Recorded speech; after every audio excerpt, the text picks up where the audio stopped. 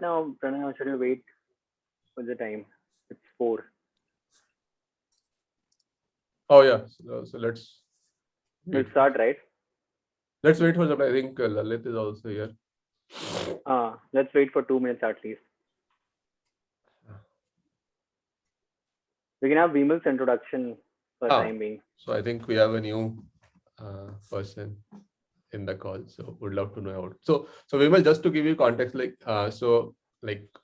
every community call, any new person who joins, so we sort of like to know what they do and like what how they got interested in Signals and like where their interest area is. So would love to know about you. I think the rest of the folks have been here in like earlier community calls also. So like we know about them. So you'll as you join like keep getting regular calls, you will also get to know about them. So would love to have your intro.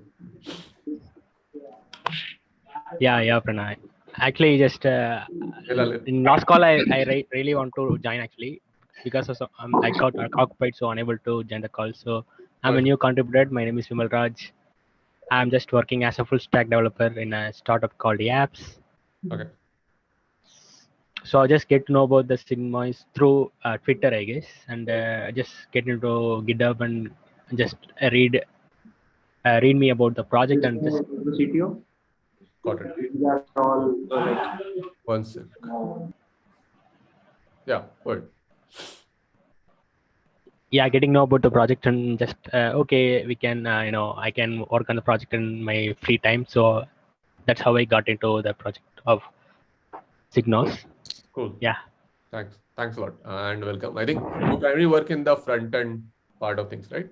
Yeah, and that React error boundary, just actually working on that thing. I have some issue and things, so just trying out how to make it with the try and things. Though still the PR is pending, so I will move forward.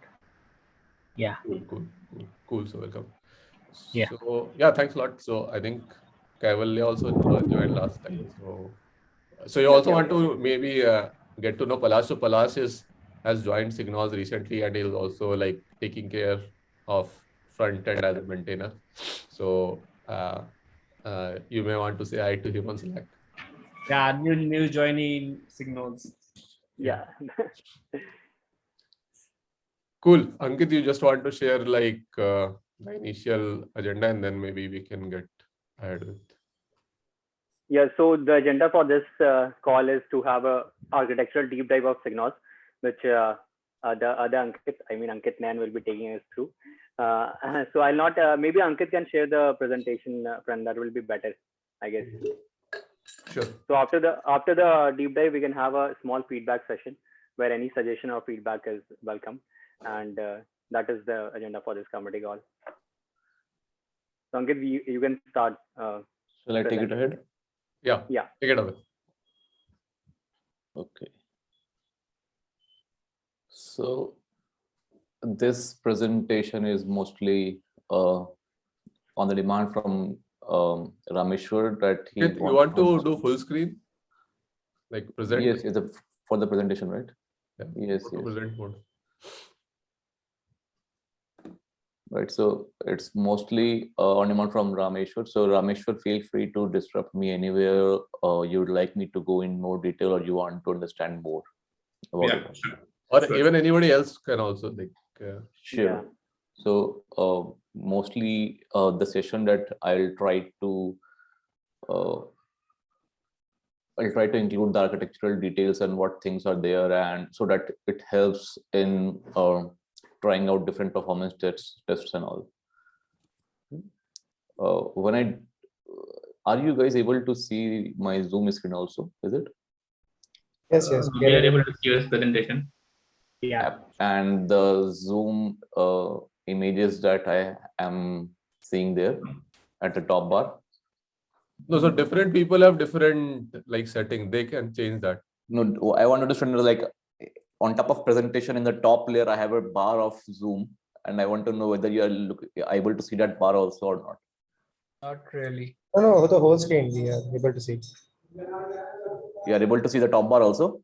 No, the whole screen. means ठीक है, that's good then. So because if I am not able to see anyone, it feels like I'm talking to no one. So you can make it in the gallery mode. So, or like a speaker with a gallery mode. I didn't know whether that will be shared also to the public. No. ठीक है. So the agenda as discussed will be like more architectural deep dive, which components are there and what purpose they serve, and feel free to break me somewhere like which details you want to understand and more, so that I can, even if it's not now, then I will try to cover it somewhere else in Slack or maybe over a note. Okay, so I have very few slides, so it will be more around discussions. So this architecture is the basic architecture we have with ClickHouse. So we have two setups. One is using ClickHouse, another uses Apache Druid along with Kafka. This setup is meant to run on very low memory and CPU footprints. So that is the main advantage we have with ClickHouse over Apache Druid and Kafka. So we made this available so that anyone who is a contributor or who wants to get started with very small teams can start using us. ClickHouse, on the other hand, is a distributed columnar database. This kind of database, like columnar database, is very much suitable for open telemetry or telemetry data due to the high dimensionality of data that we can receive and the amount of aggregations or churning the data that we can do.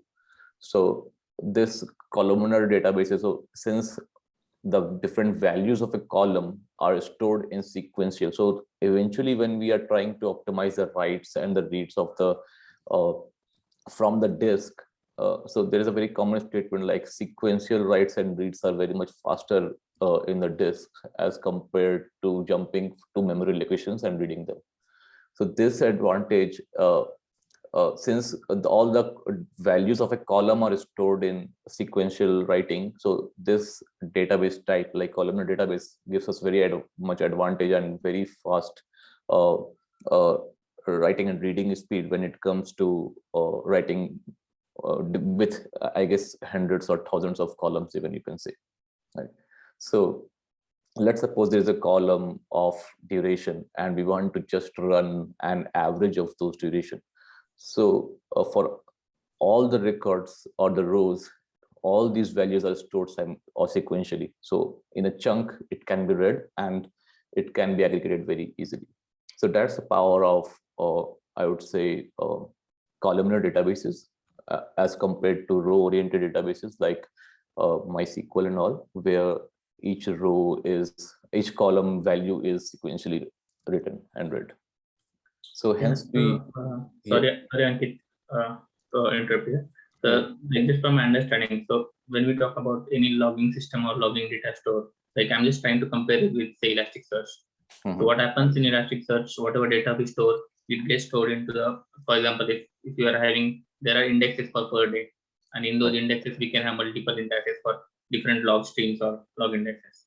Right. So if you want to relate that with the ClickHouse, so does it represent a single column as a single day, which then captures all the data for that particular day, or how it works? So we can do different sort of, so in generic type, it is just a type of database that it belongs to is columnar database. We can index this by time or different values also, like different keys also, like in Elastic. So the advantage of Elastic, I think, is it can index huge amount of data by itself. So in Elasticsearch that we use is we can specify a few lines, but automatically also it can ingest or index a huge amount of data. Now, when we talk, so there is a good GitHub thread that I would like to share. So if you guys are aware of Jaeger is another distributed tracing tool, right? And they natively support Elasticsearch and Cassandra. Okay, and Cassandra is a key value store, and these databases do not have the inherent tendency to run aggregates on this data. So ClickHouse and Druid are meant to do analytical stuff over billions of records. Okay. That was the design principle of building such databases. Right. So there's a benchmark comparison. I think it is very much efficient in storing structured data as compared to Elasticsearch, and the indexing also is the disk space that is needed for storing the indexes also is very less. Okay, so Actually, the main distinguish feature is all our RDBMS, which you use in applications. Those are OLTP databases, transactional processing databases, and ClickHouse, Druid are OLAP. OLAP databases. Right. So what it means is, if you want to derive some sort of analytics on top of these kind of databases or the stores, it's essentially it's very easy for and meant for that purpose only. So it's fitting to our problems of providing the aggregated analytics on top of the traces that we have collected. Right. Okay, So yeah. there is another blog that was recently published in August only from Charity Majors, if you know, from Honeycomb. So they also are using columnar databases to store telemetry data in their own background, but I guess they have built their own. Ankit, I have a question which is more sort of understanding the future path of the architecture. So Sure. are we going to provide the support for other OLTP databases or even time series databases in future? I don't think so. So for now, I think we'll stick to ClickHouse and Druid. Okay. Because if we just use time series databases, then we lose other aspects of the features that we want to bring. Like if the most important thing that we want to do is combine all the different pillars of observability into just one. Okay, so metrics, traces, and logs into just one single piece of unit. Okay. Tool, right? That's right. And that value proposition is very clearly distinguished or seen achievable using these two tools. Okay. So we had a thought about using whether PostgreSDB to store this or not, and then for advanced users or users with huge needs, they will go to ClickHouse, but we did not do that. There's another company, PostHog, which is also a YC company and does similar sort of analytical queries and all. So they have the initial version with Postgres, and then they move on to ClickHouse. So they are segmenting different databases and types of databases especially, and making users switch from Postgres to ClickHouse once they are trespassing, like they are moving ahead of a throughput and latency criteria. Then it becomes difficult for users to switch databases because they have expertise in those, right? So any do we have any resources around how we can scale the, say, cluster of a ClickHouse? no, so we have a lot of resources around it, but Signos does not have published anything right now. Understood. So ClickHouse is a very I would say it is getting a lot of popularity, and it has been better listed in big companies also. There must have been a lot of resources that has better listed ClickHouse. They will be available. Okay, maybe let me rephrase my question. So are we going to support, say, as a Signos, are we going to support the enabling the clustering of the ClickHouse right at the back? So yes, so any scalability needs or operational experience that is needed to run ClickHouse, that will be taken care by Signos also. Perfect. Okay. Take it. But apart in talking in terms of which databases do we choose, we will be sticking to ClickHouse and Druid as of now till the time we see. Yeah, on the contrary, so I think Sentry also uses ClickHouse for its open source solution. Yeah, there are, I think, almost most of the well-known companies in the Valley, they are using the ClickHouse for their analytical purposes or even experimentation. So I know Uber uses it for the like before they moved to the M3, they were using the ClickHouse. Similar, in fact, Spotify for their experimentation platform also using the ClickHouse. So yeah, I think it makes a lot of sense for us. Right. Thanks. So even for logs, right? So Uber has published a blog that how are they using ClickHouse for showing logs rather than Elasticsearch. So that also has given a phenomenal details about the performance and everything, or how ClickHouse is more suitable even than the Elasticsearch. So everything seems to make sense for us when we're trying to combine them. Like traces in Jaeger, there is a plugin introduced right now that will give them the ability to dump data to ClickHouse rather than Elasticsearch and all. But that has moved toward that, and even for logging, people are going towards using ClickHouse. Uber has used it. There is another company called Flant that has open sourced Promhouse, I guess. No, Promhouse was a different company. Loghouse or something, Loghouse. So that they store log data into ClickHouse. Yeah. So I also shared on the Zoom chat like Uber's blog on how they used ClickHouse for logging also. So which was quite encouraging for us also because recently published it. Okay. Pranay and Ashu, if you have that link that I shared yesterday in Slack about the performance of ClickHouse in Jaeger and the GitHub issue around distributed tracing, that also you can I think share. we'll circulate Yeah, after this call on the mail. That would be, or even in Slack I can share. Slack we can share. Yeah. Okay. So apart from all these, so even these databases are storing data into the disk or the storage of the machines also, right? Like but when they want to have an efficient storage at the back, they want it somewhat cheaper, like something like hot and cold storage. So they have an option to add S3 as a cold storage, where the disk remains as the hot storage, right? So that also option seems very convenient for, I think the users will be very happy to integrate, dump the cold data into S3 and remain the hot data in the ClickHouse and the nodes. Right, and the same is with the Druid architecture. So Druid can write into S3 and all. Right? So let me go from where the data is coming. So we have a set of applications that we like to instrument using the OpenTelemetry libraries. So these libraries, when we put them into a user's application and they run it, so they start sending a lot of data automatically to, I would say, Signos backend. So this part from OpenTelemetry collector to everything else is part of Signos. Okay, and these apps are the users app. So when I say they start sending data to Signos's backend, I would say the first thing that they hit is OpenTelemetry collector. So OpenTelemetry collector mostly is moving towards using gRPC protocol in all the communications that is handling. Few of the libraries, again, languages, we're still using HTTP for the last time, but I think all of them are moving towards using gRPC.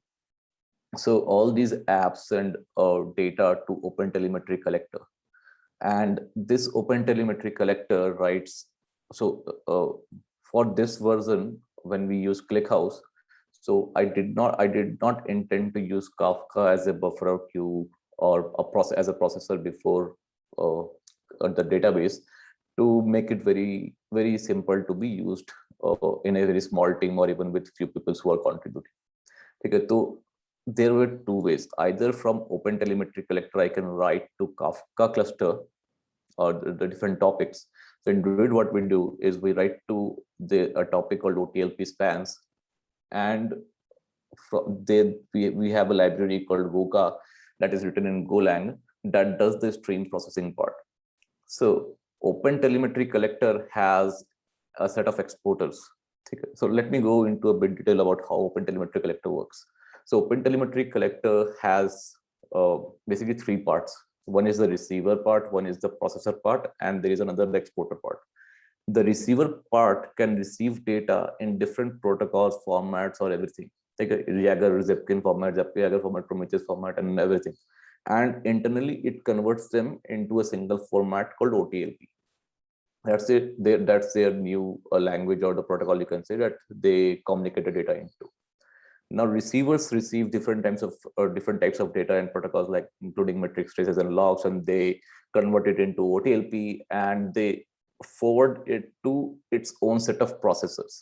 The processors, there are a few functionalities that they have given, like you can rename a span attribute or tags, or you can add a few tags, you can remove a few tags, and same sort of like you can do bashing and retrying and all. So a few of the capabilities like a normal processing engine can do, they have provided into the processors, and the processors again forward the data to the exporters. Now these exporters are like fan out kind of technologies. So you can write many different kinds of exporters, and they will start sending the data to all these exported endpoints. So the exporters basically can write data into a simple log file or file-based system, or they can write into Jaeger, or they can write into Prometheus, or they can write into ClickHouse or something like that. Okay, so this is how an OpenTelemetry collector works: receiver, processor, and exporter. Okay. So for this purpose, for writing to Kafka cluster, they already have a built-in exporter called Kafka exporter. So we just enable that in the config of OpenTelemetry collector, and they write to Kafka topic. Okay, we got nothing to do of our own till now.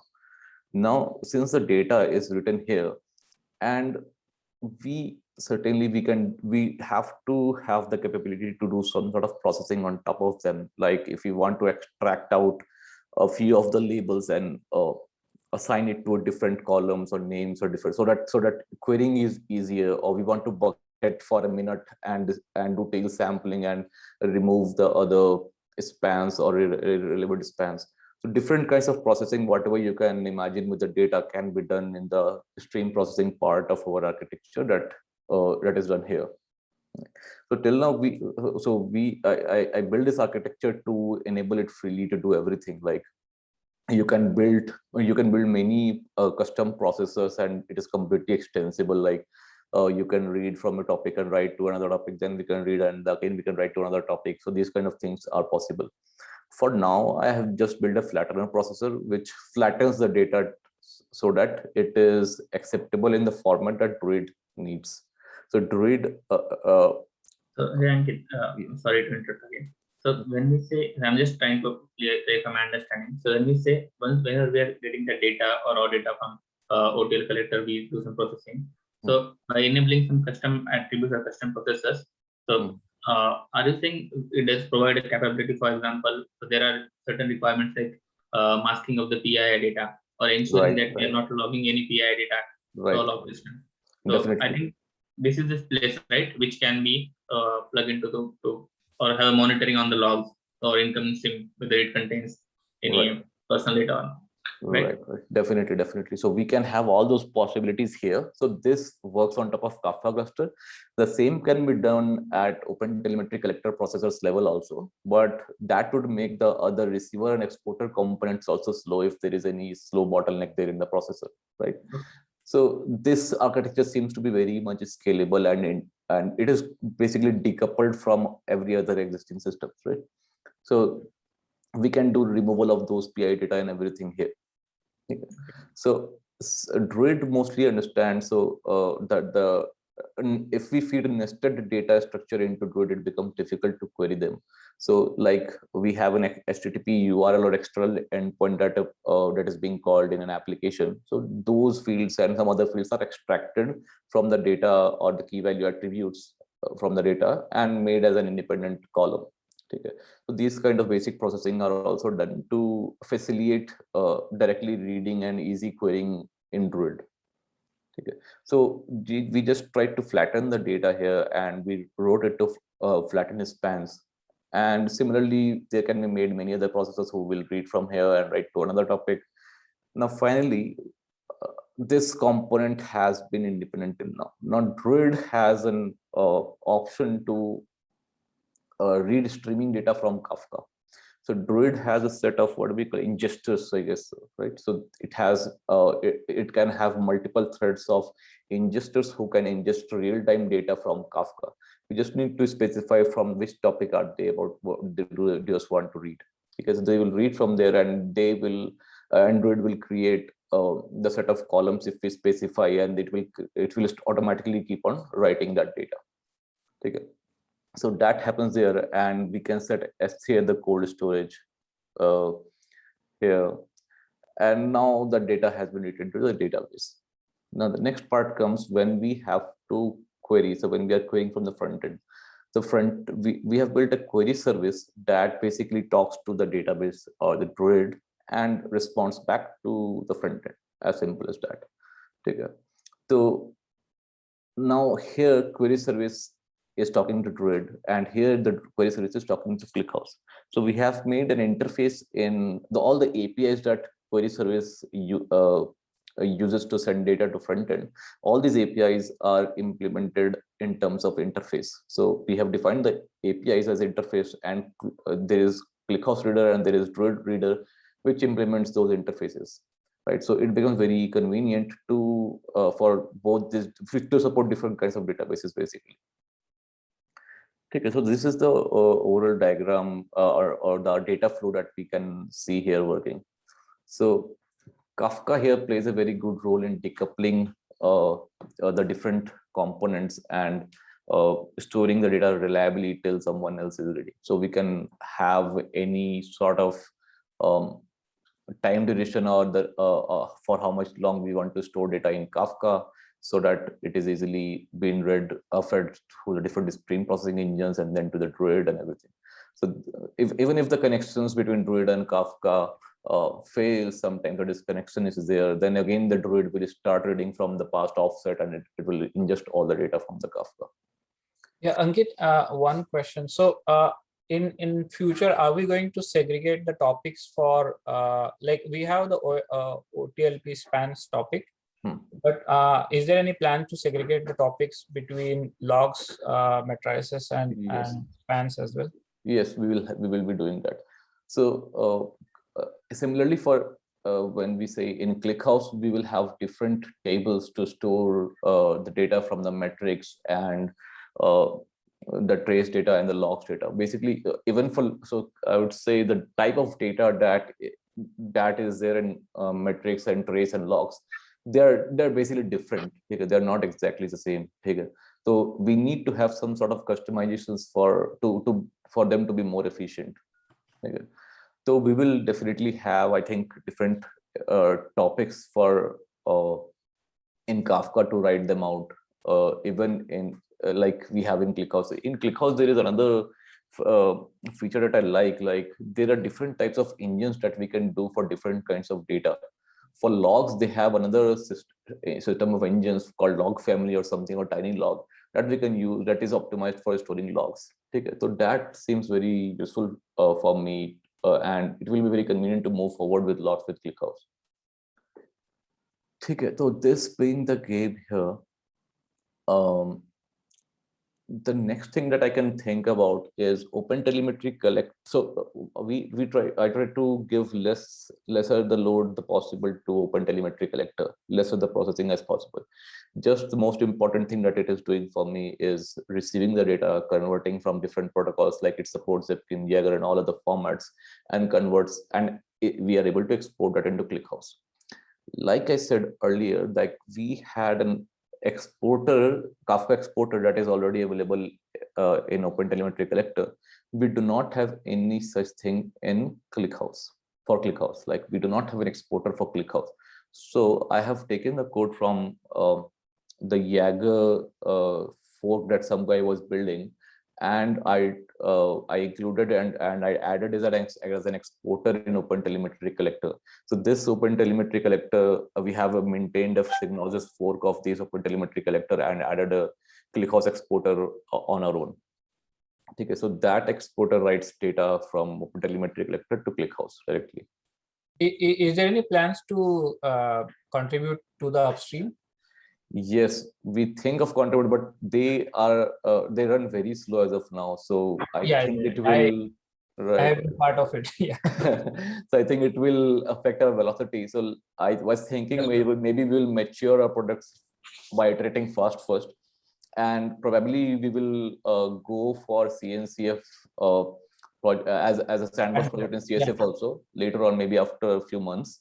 And when we are there, then we'll have in a very much better state to write to contribute to upstreams, because we also need to maintain the code quality and all, and right now we are not able to focus that much into that, because so we need to have a lot of test coverage and test cases and all, and performance benchmarks and a few customers with all the product maturity. So probably in a few months we'll go there. So another quick time check, it's like already 4:30. So Is sorry, it? Ramesh, I just wanted to give a quick time. Yeah, yeah, Oh. yeah. So Yeah. another question in terms of like when we say we have different components like OTL collector or query service. So what type of deployment we have? Whether these are on containers or are we using Lambda functions or what Right. for each of So these? everything we are talking about right till now is in our Docker. So we build these images and we store it in Docker, hub.docker, and under Signals' organization. And uh, all these deployments right now are in Docker. So there are two ways to deploy. One is the Docker Compose setup that we have provided for easy install. Yeah. Another is the Helm chart that deploys just the Kafka Android setup. The Yeah. Helm chart is not there for ClickHouse right now. Yeah, and so basically I was more of a point of like as I remember Pranay was mentioning, like as of now it will be open source, but the future plan will be like it can be for the enterprise where we can give as a managed service, right? So Right. what would be the plan for that? Will it going to be the Docker state as well, or in that scenario we are going to offer something else? So I think we will be moving ahead from Dockers and images also as we move ahead. So basically right now we are thinking we are covering 60% of deployments, and as we get to know new clients and new enterprises that they're deploying in different ways, we'll have or try to have more and more coverage towards those. We'll definitely be moving in those directions, which will enable deployment in different scenarios and for different companies. Yeah, because these things will be the key factors when we are talking about performance Right. benchmark. Because what kind of infra we wanted to support and what kind of configurations we wanted to support. So those will be the key thing to decide on numbers and the rest. Yeah, I think initially we can just like try to do on Docker and the Kubernetes Helm chart. Like that is like the main focus as of now.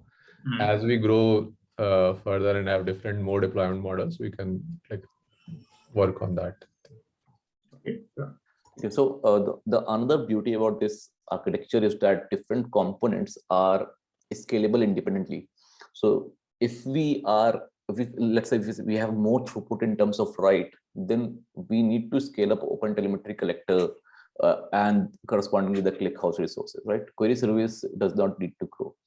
On the same time, if we have more concurrent connections and heavy queries on the query side service sides, then we can improve this component. Okay, so this gives an edge to optimize for the write throughput and the read throughput. Okay. Yes. So for Kafka and Druid storage, we had some sort of benchmark of results in terms of performance. Like we scaled up these components applications definitely sending data. So we went to, I guess, 5,000 spans per second. And a couple of, I think, OpenTelemetry collectors were able to handle that load. So we scaled up OpenTelemetry collector. Single node of Kafka and Druid was there. So, and single query service was there in terms of read. So writing was, I think, very efficient with Kafka, Druid, and OpenTelemetry collector. I think we just had 2 instances of OpenTelemetry collector and was able to handle 5,000 spans per second, and everything was smooth. And there was no spike in any latency or anything in terms of write and all. And we were not having any lost packages. So OpenTelemetry collector also exposes a set of metrics that we can understand that it is dropping the spans before writing to ClickHouse or not, or something like that. Okay, so we get to know the behavior of OpenTelemetry collector from those metrics. So yes, so as we know, so every time we are building a system, we have to optimize for the reads and the writes throughput, right? Let me go to the next part. Okay, so as much as I know about this domain, so everything, so both read and write cannot be fully optimized. We have to sacrifice on one of those resources. Okay, so it's about like how do we tune it to our needs and all. So when we are talking about write, so so the 2 components that are involved is just OpenTelemetry collector and the ClickHouse. That's all that is involved. And in terms of Kafka plus Druid, the Kafka and Druid setup is needed. So the question arises, how many spans per second can we ingest from single instance of OpenTelemetry collector, and how much CPU and resource intensive it becomes? Like since disk IO is CPU intensive, we'll need to know like what kind of things are. So if spans are not batching up and it is not able to send, it is trying to reconnect to ClickHouse, due to high number of connections, then the memory usage will start going up. Okay, so these kind of performance benchmarks would be very useful in basically helping to scale ourselves also, because we know the solutions are there, but we have not done it till now to enable those kinds of scenarios. Okay, so these are the things that we can take care of. So we can increase the number of OpenTelemetry collector instances to handle more load. So with the Helm chart, we just need to increase the replica count there in the deployment.yaml, and we can do that. Yeah, so I think Ankit, so on these lines, what I would say, basically, we first need to understand the smallest unit, or what is the capability of my unit size. Right. That unit size can be of anything, right? But once we know, okay, a single unit of my infrastructure or say OTL collector can handle say these many logs per second, or these many metrics per second, or these many trace data per second. Once we know that, I think that would be the first step to identify. Then it becomes easier to scale, and then we can talk about further of more level where we can also test on-demand scaling or upscaling, and then do the high load testing. Got it. Yeah. Okay. So just a comment, like and more of a question as well. So hotel collector support a range of languages. So are we targeting couple of applications, because otherwise we can't optimize each and every path, right? Which is coming from the different stack. So do you have any thoughts around it? I did. So open telemetry collector does not depend on the number of languages or the stack that they support. So we can just think of it in terms of number of spans it can ingest per second. Okay. Clarify more on that. I got confused. Yeah. Achha. Yeah. So each language basically sends you spans in some way, right? And then OTel collector processes it. So I think it's independent of the language framework. If we just talk about OpenTelemetry, so all the data or the spans the OpenTelemetry libraries will send will be in the OTLP format. That's it. There is no need to even convert from Jaeger or Zipkin to OTLP. Yeah, it's an ingester. So yeah. Right. So then in that scenario, then we can use a single application with multiple accesses to ingest data. Right. You can, if you have instrumentation in Open Tracing or OpenTelemetry or Zipkin, anything works. Okay. Yeah. So just few points. Yeah. Somebody else. Niranjan, you want to share something? Yeah. So I was talking about the scalability piece. So I understand that you're talking about deploying the signals using Helm charts, right? So if user wants to scale that OTel service, he will have to update the Helm chart and then apply it again, right? Or is there any controller that we're using it? So the Helm chart is a values.yaml file. In the values.yaml file, you just need to increase the number of replicas there. You just need to change a value there, and you need to Helm upgrade signals. That's it. Yeah. So are we thinking of building a particular operator for managing this thing? I think somebody has been working on. So there's a guy, Chandu, right? So yeah. I guess he is taking care of building an operator for Signal, and we have a separate repo where it is pushed. Yeah, I'll share the repo link, Niranjan. I have not tested it out, but it would be great to have some feedbacks there. Yeah, operator will be natural if it. Yeah, right. Because mostly the products that are doing similar things are using operators to manage their application. So it feels natural using operators for this use case also. Because you're having databases and all that stuff also, which need to scale. Right. Ranjan, I shared a link on the chat here. This repo, which if you have some interest there, you can also contribute there because. Okay. Yeah, we'll take a look. Thanks. Okay, so let me go through some of the points that I noted might be important. When the OpenTelemetry collector libraries are sending data continuously to the OpenTelemetry collector, we might also, there was an issue somebody noted down and posted in Signals that connections are breaking after 50 spans per second reaches OpenTelemetry collector. But for the Helm chart and the Kafka plus Grid deployment, we did not face any such issues up to 5,000 events per second. So there might be something even at the application library level, like if you're not batching those spans or the events, then a lot of connections might be getting used. So we can just keep things in mind when we are doing that. So it's also an easier to improve or check. Okay. So we have to find out the right throughput and the read throughput limitations. Like generally, sorry to diverge, like we have used Kafka for Druid and Kafka setup. We have something called buffers in ClickHouse, or again, ClickHouse has an integration of Kafka that we can use to scale things up as needed. But right now, for keeping it small and convenient to be used, we are not going through that. So post that, we basically want to measure the throughput and the latency profile, like how much write throughput we can manage and how the latency profile is looking for the writes and for the reads. For the reads, we can have some sort of light queries and heavy queries that are already there in the Signals dashboard, and how many concurrent connections that can be made in the query service and both at the OpenTelemetry collector. Like for OpenTelemetry collector, how many of the other applications are sending data simultaneously? So that concurrent connection must be limited somewhere. And same thing for the queries. So if we have a lot of alerts set up in the future, like hundreds of alerts or hundreds of rules must be running every minute or every 2-3 minutes to check whether threshold has been breaking or not. So if you are running hundreds of queries every minute, then how the concurrent connections and the latency profile are being measured? So these things would be very interesting to note down. Another important thing when it comes to this kind of handling huge amount of data is how much space is the disk taking, or how much space are you storing it in S3, right? So that also benchmarking that I guess the ClickHouse setup that we were using, as suggested by that GitHub issue, was taking 302 bytes per span. Maybe I'm wrong, but how our setup is performing in terms of the storage needs. And let's suppose for a small, medium, or large company scale, like I would say 5,000 to 50,000 to 100K events per second, how the storage is reflecting. So we can do different kind of things. We can have some sort of time to live for the events in the database. Like after a week, it will be destroyed. After 2 days, it will be destroyed. So these kind of retention policies can be set. So basically an idea beforehand to a user.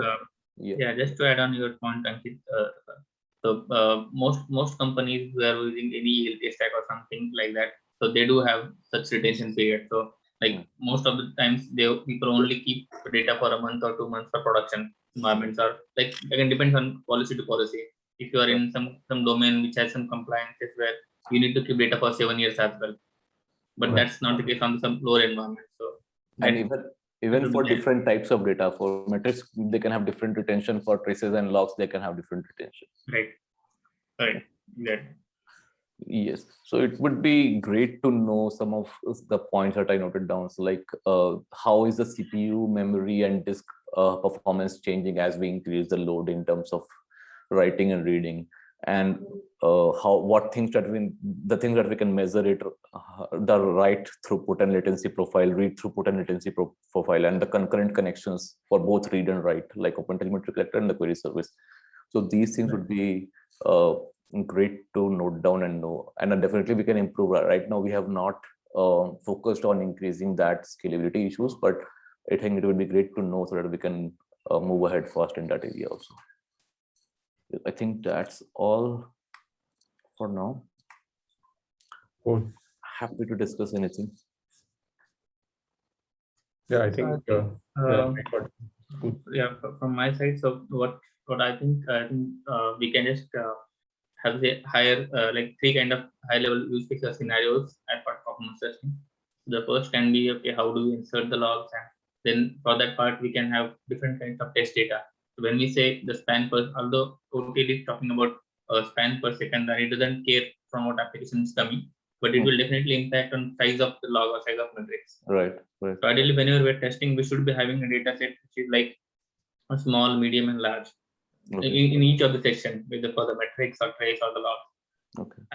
And similarly, in terms of the read operations as well. So are we going to have, like, just in case, I know we already have our front end where the dashboarding will be on the same front end only, but is it like something like we should also test the APIs which actually front end is calling to read from the query service, as well as the actual payload time. So whenever you are doing some searches or running, and both the things we need to test in parallel, where we are also inserting some data, and at the same time we are also doing some API operations for query service, and at the same time we are also actually launching physically the browser and checking, okay, what is the rendering time looks like, what is the page load time looks like, and that would be the, I think, the end-to-end test. I think we should be doing, which will give us like more clarity on, okay, when, for example, so ideally what I would like to say, like end of our this exercise, when exercise is done, we should be able to say, okay, we support say n log per second ingestion, n log per second querying, as well as our page rendering time remains within say 2 seconds or 5 seconds, whatever it is. Right. So I'm just, I will also create some, I have a Google Doc right now. I will just share with maybe in the Slack channel, and then I'll just keep add more details from this today's call. But I think it was very useful to understand overview of architecture. Right. Are there any such data sets already, Rameshwar? Do you know like which can be used for load testing, or like we have to create such things? I think we can create. So basically, like if you're logging something from somewhere, there may be JSON response times or response payloads. We can add some, maybe if you want to have a heavy payloads, you can use any of the like any of the travel itinerary or travel websites like McMatrip or Expedia, because, and you can make search for say Paris or the popular locations, which will give you the very large set of responses. If you are also logging responses, if some, because companies may use for logging request and response as well. Okay. Not only the log, right? Cool. Yeah, I think that would be a good start if you can share a doc, and then we can like add more points as like it should be like as asynchronously we can add more things and like add resources there. And that So I have started jotting down some points on Google Doc. I'll just share in Slack channel sometime, and then we can keep on improving on that doc. Yeah. Cool. That's great. I think we also have a new member who joined, Niranjan. Sorry, because you're on the call, I couldn't like ask to get your intro. So if you can also introduce yourself and maybe if possible open the video, that would be great. So we would sorry, like I won't be able to switch on the video. My camera is not. Sorry for that. Yeah. So hey guys, I'm Niranjan and working with Trellio, which is a application-centric backup recovery, disaster recovery, and resilience software, basically, which is Kubernetes native. So if you have heard of anything like Velero or Kasten, same product, but yeah, we have our own project, and yeah, we are kind of leaders in this space right now, and we are building product and kind of working on that only. So we have been featured in KubeCon 2020 NA, 2020 EU, and then in 2021 NA also. This year again we are getting featured in 2021 October KubeCon. So yeah, that's about me. I'm working on that project itself up till now. And what got you interested in Signos? Signos, I wanted to explore more on the observability and the thing that it is trying to combine what Prometheus, Jaeger, and all these open source tools are doing. That is of interest to me. So I just want to contribute, explore. Cool. Welcome to the community. So thank you. We generally have a call every month and types, and like generally it's a more of feedback call, and also like we pick one topic. For example, last time we picked front end best practices. This time we talked more about performance. So every time we pick some topics. So like feel free to add more things in Slack and then suggest any topic which you want to discuss. And yeah, welcome again. Thanks. Palash, you want to give a quick update? So I think we last time we discussed on the front end best practices. I think we have already incorporated a few things in the. Palash, you want to share a few things like what we did this like past 10 days, and then what's the plan there? Yeah, actually, means past 1 week we are actually kind of we are actually refactoring some of the pointers in the front end right now. Yeah. And maybe in a couple of weeks, we are just trying to build a feature which just revolves around the metrics and the alert system, which is kind of the same feature that others metric system that we are having. Cool. Yeah. So basically, so that's how we want to work. That like take some feedback from the community and then implement that, and then see like how it goes. And if you guys have more suggestions, that would also be very useful. Actually, before just proceeding, I will just make an issue and kind of a discussion between the community members. Yeah, that would be great. Yeah, we can have it in the discussion section. We also have a signals discussion section. Yeah. Okay. Cool. And I think we're already way past time. So if you guys have any quick feedback or anything or any suggestions for the next office hours, that would be great.